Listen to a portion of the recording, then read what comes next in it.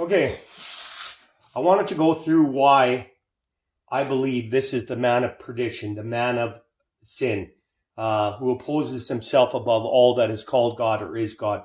That verse is found in 2 Thessalonians 2, I believe, and it says, for I tell you that there will be a great falling away, and that man of sin revealed, and why we have fallen away, and who is the man who have deceived the world. So here is Pope Francis addressing the United Nations. Well, who is the United Nations? It is all the nations together. And in Revelations, it says the whore that sits on many waters are peoples, and it defines in Revelation 17 as well that these are peoples, multitudes, nations, and tongues. And the whore sitteth upon her. And then he also refers to the woman that sits on the beast as that great city that ruleth over the kings of the earth. So who is he talking about in Revelations? He's talking about Rome. Roman Catholic. Okay? So here he is just addressing on, he wants climate again. He's addressing in the United States of America, first time ever for a Jesuit Pope to stand in our country and dictate to the world.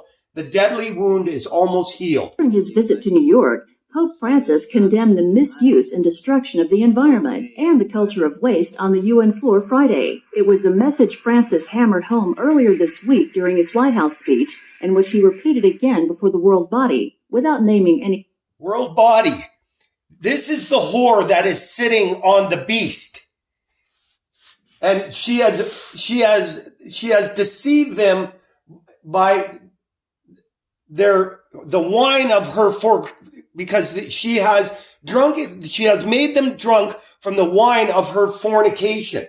And fornication is not anything to do with sex.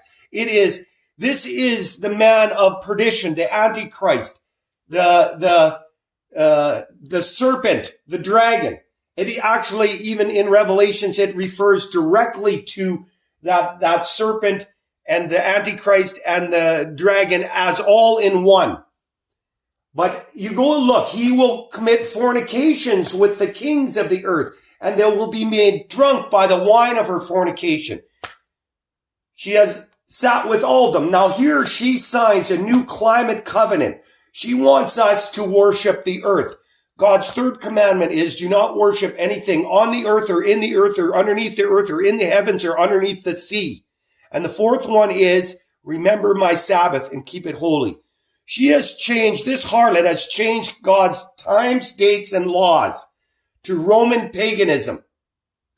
And if you Google it, you ask the four beasts of Babylon, who was born on December 25th, they all say Matthias, the sun god. Easter, same thing. Astyrus, it's a fertility god.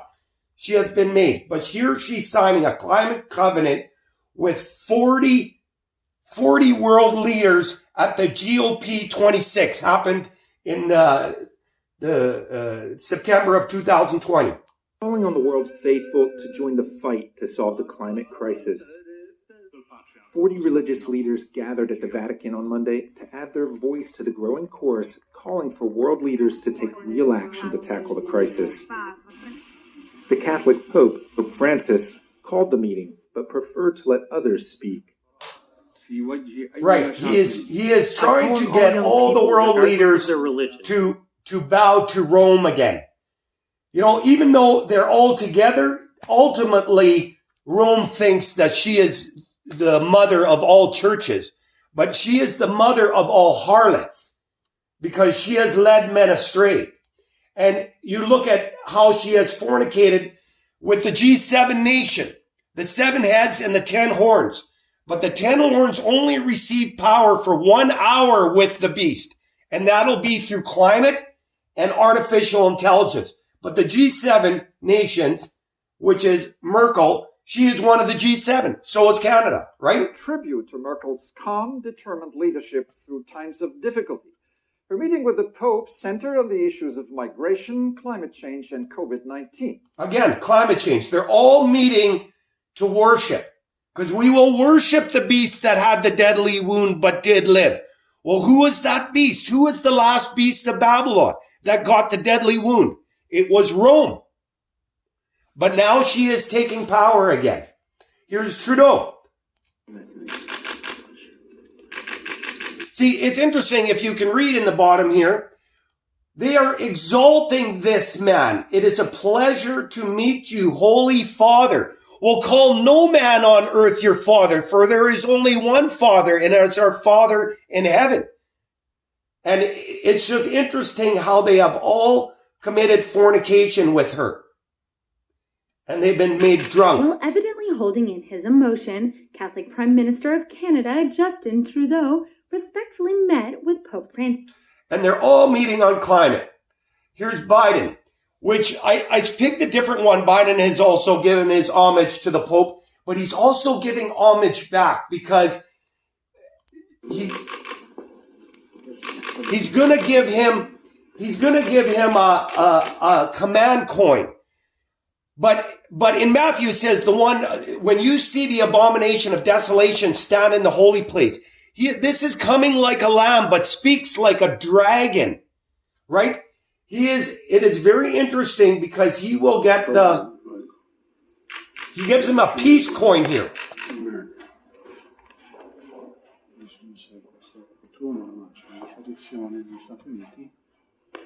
That the president has what is called a command coin. Il Presidente ha un comando, di comando. That he gives to warriors and leaders. Che dà ai combattenti. Warriors and leaders. And you are the most significant warrior for peace I've ever met. Lei è il guerriero più forte per la pace che io abbia mai incontrato. And with your permission, I'd like to be. He is the most significant warrior for peace I have ever met. And I'd like to be able to give you a coin. E con il suo permesso vorrei offrire questa moneta. The tradition is E la tradizione. you are the most significant warrior for peace. You're the most significant warrior for peace I have ever met. Comes like a lamb, but speaks like a dragon. Yeah, he is definitely opposed himself above all that is called God already with what's going on. And this is, I believe, the man that will stand in the holy place where both Matthew and Luke state in Matthew 24, it states that the man that opposes, he will stand where he ought not in the holy place. When you see the abomination of desolation stand in the holy place, then you know. And this man will, I bet, do it yet, or one of those in his position, because Rome has definitely deceived the nations. But this is that abomination that has made the church desolate. He is not the Holy Father, what Trudeau called him. Here's Putin. The Russian president to make a, quote, sincere and great effort to end fighting. Just before the crisis in Ukraine, he's giving homage. Separatist rebels. They all bowing to this man. All of them.